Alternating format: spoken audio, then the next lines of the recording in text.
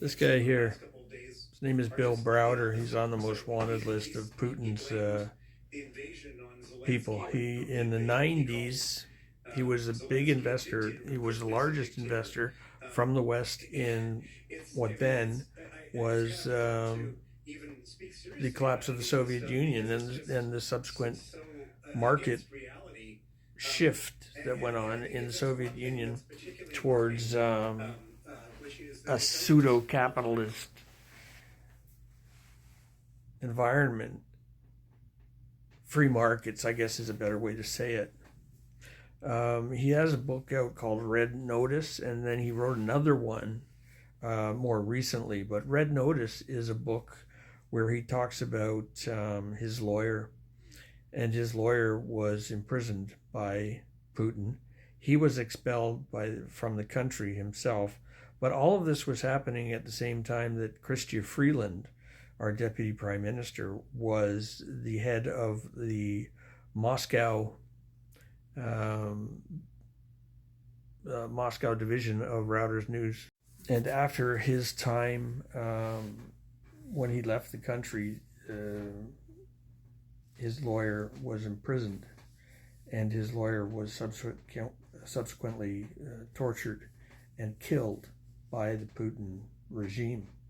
And that led to a series of laws in our country and the United States, which are the basis of, it not necessarily his killing, but more the work that Chrystia Freeland had done by getting the story out and into the Western world about what was really happening when Putin started. Putin hates Chrystia Freeland, and that's part of the reason why Donald Trump doesn't get along with her either. And it percolated up to the very heights of power, this whole episode that Bill Browder had with his lawyer because of his financial arrangements. I mean, the guy's worth still a lot of money.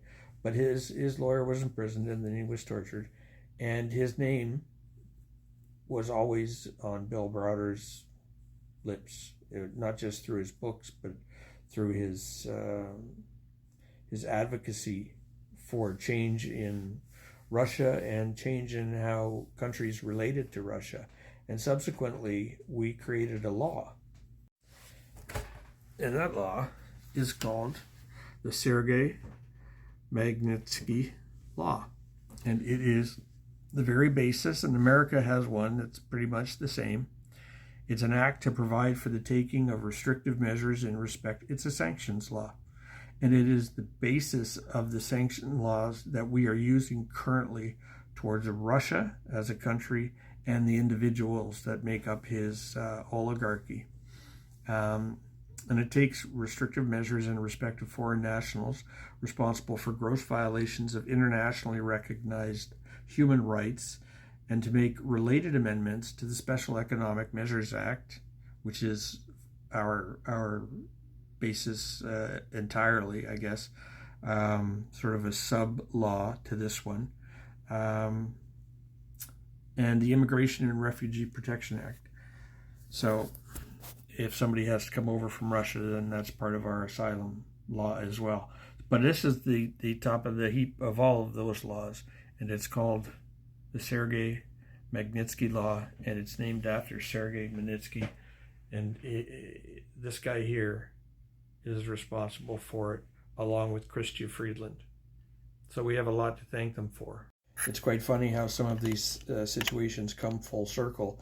And if you haven't read it, she made a was more of a short story thing. I did a deep dive on it, and I have it on my YouTube channel of Chrystia Freeland's book.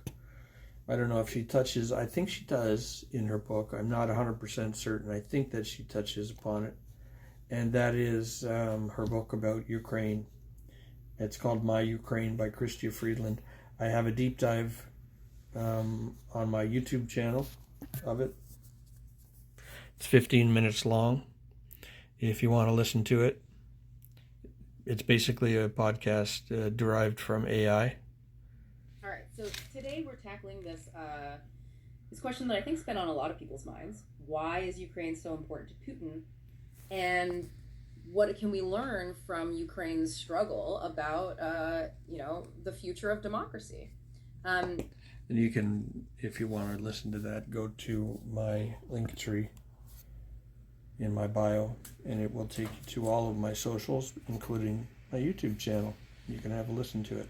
But it's amazing how the intersection of history comes right full force into what we're doing now and who is leading us in this country. Sergei Magnitsky. Never forget his name. He died in the service of freedom worldwide. Cheers.